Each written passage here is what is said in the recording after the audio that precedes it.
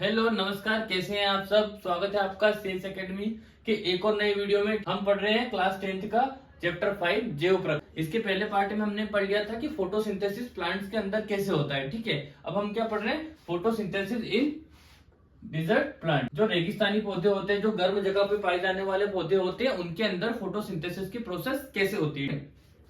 तो ये पौधे क्या करते हैं, दिन के समय जब सूर्य चमकता है तब सनलाइट को एब्जॉर्ब कर लेते हैं। क्या करते हैं, सनलाइट को एब्जॉर्ब कर लेते हैं। सनलाइट को एब्जॉर्ब करके सोलर एनर्जी को काय में कन्वर्ट कर देते हैं, केमिकल एनर्जी में। हमने पढ़ा था क्या करते हैं, प्लांट्स सोलर एनर्जी को एब्जॉर्ब करते हैं और उसको चेंज कर देते हैं केमिकल एनर्जी में, रासायनिक ऊर्जा में। ठीक है, यहाँ तक समझ में आ गया। रासायनिक ऊर्जा में ये चेंज कर देते हैं और दिन के टाइम ये अपने स्टोमेटा को क्या करते हैं, क्लोज रखते हैं। अब ऐसा क्यों करते हैं, क्योंकि प्लांट्स जो रहते हैं, गर्मी वाले जो प्लांट्स होते हैं, रेगिस्तान में जो प्लांट्स होते हैं, उनमें पहले से ही पानी की कमी होती है। क्योंकि ऐसे क्षेत्र में क्या होता है, पहले ही पानी नहीं होता है। अगर ये अपने स्टोमेटा को दिन के समय ओपन रखेंगे तो क्या होगा, दिन के समय ओपन रखेंगे तो स्टोमेटा से पानी क्या निकलता है, बाहर निकलता है। तो पानी की, प्लांट्स के अंदर पानी की कमी हो जाएगी। इसलिए ये क्या करते हैं, दिन के समय अपने स्टोमेटा को क्लोज रखते हैं और जैसे ही रात होती है अपने स्टोमेटा को ओपन करते हैं और गैसों का एक्सचेंज करते हैं। अब ऐसा क्यों करते हैं, क्योंकि प्लांट्स को भोजन निर्माण के लिए काय की आवश्यकता होती है, CO2 की,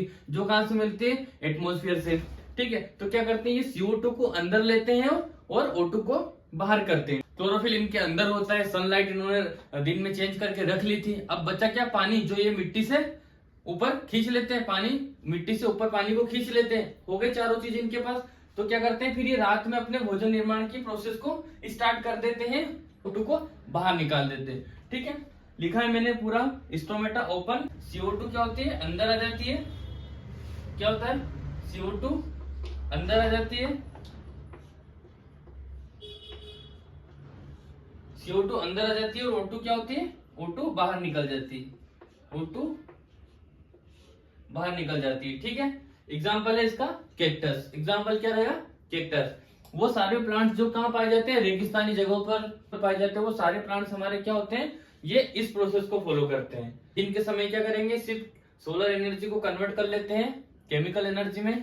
रात होते ही अपने स्टोमेटा को ओपन करते हैं, CO2 को अंदर लेते हैं, O2 को बाहर निकालते हैं और क्या बना लेते हैं, अपना भोजन बना लेते हैं। आगे समझ में। पोषण का पार्ट फर्स्ट हमने कंप्लीट कर लिया था, जिसमें हमने क्या पढ़ा था, हमने पढ़ा था स्वपोषण, ऑटोट्रोफिक न्यूट्रिशन। ठीक है, अब हम क्या पढ़ेंगे, हेटरोट्रोफिक न्यूट्रिशन। इसको बोलते हैं विषम पोषण। अब डेफिनेशन समझेंगे कि हेटरोट्रोफिक न्यूट्रिशन होता क्या है, विषम पोषण होता क्या है। तो विषम पोषण एक ऐसा पोषण जिसके अंदर जीव भोजन के लिए किसी दूसरे जीव पर डिपेंड रहता है, उसको हम क्या बोलते हैं, उसको बोलते हैं विषम पोषण या हेटरोट्रोफिक न्यूट्रिशन। ठीक है, अब ये कितने प्रकार का होता है, तो हेटरोट्रोफिक न्यूट्रिशन 3 प्रकार का होता है, होलोजोइक, सेप्रोट्रोफिक और पैरासाइटिक न्यूट्रिशन। कितने प्रकार का होता है, 3 प्रकार का। होलोजोइक क्या होता है, होलोजोइक मतलब होता है प्राणी स्तन nutrition.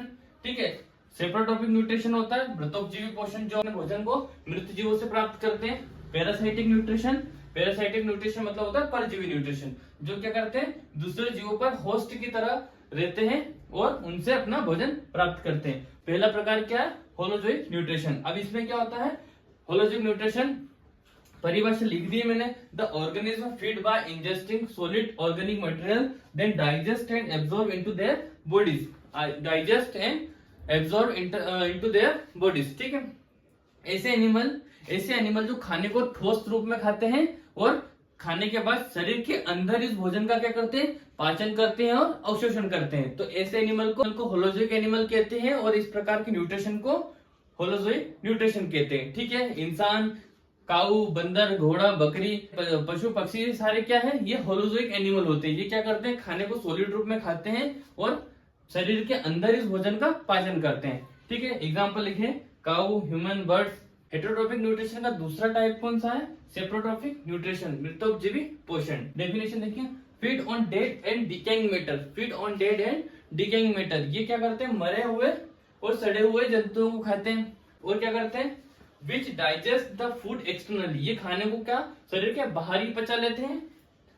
Before the nutrients are observe, उसके बाद ये क्या करते हैं, जो आवश्यक, जो इंपोर्टेंट न्यूट्रिएंट्स होते हैं उनको शरीर के अंदर ले लेते हैं। तो सिंपल भाषा में समझेंगे कि ऐसे एनिमल या ऐसे जीव जंतु जो भोजन को शरीर के बाहर ही पचा लेते हैं, के बाद ही उससे अपना पोषण प्राप्त करते हैं, तो ऐसे जीव को क्या कहते हैं, सेप्रोट्रोपिक न्यूट्रिशन या मृतोपजीवी पोषण। एग्जाम्पल देखेंगे यीस्ट, ब्रेड, मशरूम, इसमें क्या सारे बैक्टीरिया और फंजाई इसी के अंदर आते हैं। ओके, अब ये कितने प्रकार के होते हैं? ये 3 प्रकार के होते हैं।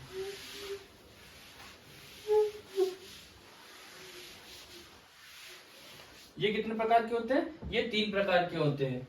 They can be classified as, ठीक है, ये 3 प्रकार के होते हैं। कौन कौन से 3 प्रकार के होते हैं? पहला हर्बीवोरस, हर्बीवोरस, ठीक है, पहला कौन सा? हर्बीवोरस। दूसरा, पहला हर्बीवोरस, दूसरा कार्निवोरस,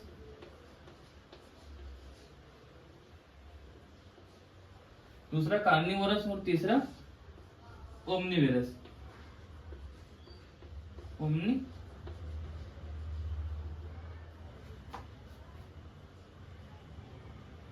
ओमनीवोरस, ठीक है, तीसरा क्या है? ओमनीवोरस, ठीक है। हर्बीवोरस क्या होते हैं?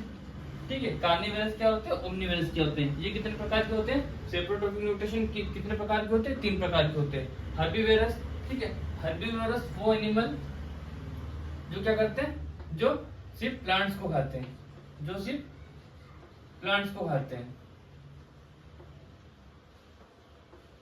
प्लांट्स को खाने वाले।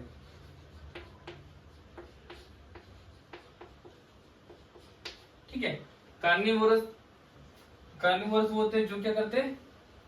जीवों को खाने वाले, या जीव खाने वाले या मांस खाने वाले।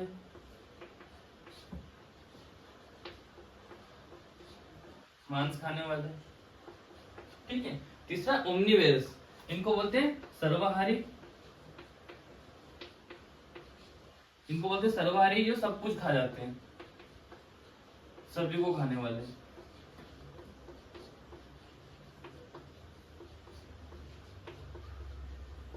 सभी को खाने वाले। ओमनीवेरस को हम क्या बोलते हैं? इनको बोलते हैं शाकाहारी। कार्निवोरस को बोलते हैं मांसाहारी।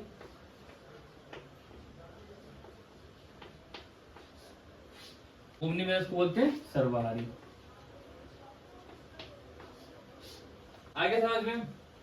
अगला क्या है? Parasitic nutrition. हेटरोट्रोपिक न्यूट्रिशन का, विषम पोषी पोषण का क्या है? हमारा तीसरा प्रकार है पैरासाइटिक न्यूट्रिशन। पैरासाइटिक न्यूट्रिशन को बोलते हैं हम परजीवी